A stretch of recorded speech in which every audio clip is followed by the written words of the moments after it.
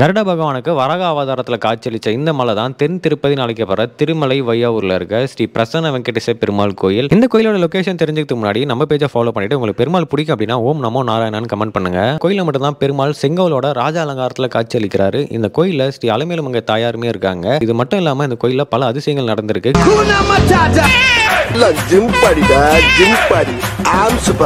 கோயில் மலை வையாவூர்ன்ற இடத்துல தாங்க இருக்கு. ஸோ லொகேஷன் வந்து டிஸ்கிரிப்ஷனில் கொடுத்துருக்கேன், மறக்காம செக் பண்ணி பாருங்கள். இந்த கோயிலுக்கு நீங்கள் படிக்கட்டு வழியாக வரலாம், இல்லை டூ வீலர் கார் எடுத்து வரலாம், அந்த வசதியுமே இருக்குது. கோயிலுக்கு நம்ம மலைக்கு நீங்கள் அந்த பக்கம் ஒரு வழி இருக்குது, அது வழியாக மேலே வரலாம். நீங்கள் 2 ஆப்ஷன் இருக்குது. இந்த கோயிலில் மொத்தமாக 500 படிக்கட்டு தாங்க இருக்குது. ஈஸியாகவே ஏறிடலாம் நீங்கள். ஸோ படிக்கட்டு ஏறினீங்க அப்படின்னா முதல்ல வந்து ஆஞ்சநேயரோட சன்னதி இருக்கும். இங்கே இருக்கக்கூடிய ஆஞ்சநேயர் கோயிலுக்கு ஒரு கதை இருக்குங்க, நான் சொல்கிறேன். ராமாயணத்தில் பார்த்தீங்கன்னா லக்ஷ்மணனை காப்பாற்றுறதுக்காக சஞ்சீவ் மலையை வந்து தூக்கிட்டு வருவார்ல, அந்த டைமில் இந்த இடத்துல பெருமாளை தரிசனம் பண்ணுறதுக்காக ஆஞ்சநேயர் இந்த இடத்துல வந்து நின்று இருப்பார். நிற்கும் போது பார்த்தீங்கன்னா அவர் கையில் வந்து சஞ்சீவி மலை இருக்கும். அந்த மலையை வந்து கீழே வைக்காமல் அவருடைய ரைட் ஹேண்ட்லேருந்து லெஃப்ட் ஹேண்டுக்கு மாற்றிட்டு இங்கே வந்து பெருமாள் வந்து தரிசனம் பண்ணதாக சொல்கிறாங்க. அதனால தான் இந்த இடத்துல நீங்கள் பார்க்கலாம், ஆஞ்சநேயர் வந்து கையை வந்து பறக்கிற குளத்துலேயே தான் நமக்கு காட்சி அளிச்சிருப்பார். ரொம்பவே சிறப்பு வாய்ந்த ஒரு கோயில். நீங்கள் வந்து மறக்காமல் விசிட் பண்ணுங்கள். சென்னையிலேருந்து பார்த்தீங்கன்னா அரௌண்ட் ஒரு 100 கிலோமீட்டர் தான் வரும். ஸோ மேலே தான் பார்த்தீங்கன்னா பிரசன்ன வெங்கடேச பெருமாள் கோயில் இருக்குது. நீங்கள் நிறைய பெருமாள் கோயில் பார்த்துருப்பீங்க, பட் எங்கேயுமே இல்லாமல் மலை வையாவூரில் பார்த்தீங்கன்னா பெருமாள் செங்கோலை வச்சுக்கிட்டு ராஜ அலங்காரத்தில் வந்து காட்சியளிக்கிறாரு.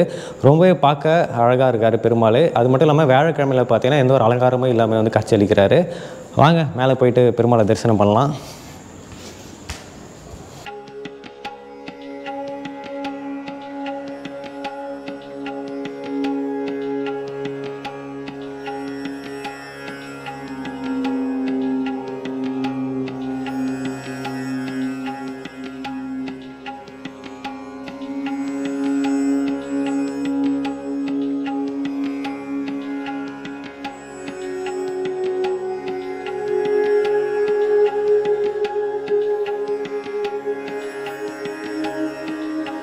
கோயில் ரொம்பவே சிறப்பு வாய்ந்த கோயில். எப்படி நம்ம திருப்பதிக்கு போகிறோமோ அதே மாதிரி பார்த்திங்கன்னா தென் திருப்பதி நிறைய பேர் கேள்விப்பட்டிருப்பீங்க. கேள்விப்படாத நிறைய பேர் இந்த வீடியோ மறக்காமல் ஷேர் பண்ணிவிடுங்க. தெரியாத நிறைய பேருமே கண்டிப்பாக வந்து தெரிஞ்சுப்பாங்க. ஸோ ரீசெண்டாக தாங்க இந்த கோயிலுக்கு வந்து கும்பாபிஷேகம் பண்ணாங்க. கும்பாபிஷேகம் பண்ணி ஒரு 6 மாதம் இருக்கும்னு நினைக்கிறேன். ஸோ நான் இப்போ ரொம்ப நாள் கழித்து வந்திருக்கேன். சரி உங்கள்கிட்ட காமிக்கலாம் அப்படின்னு சொல்லிட்டு தான் ஒரு குட்டி விலாக் இது.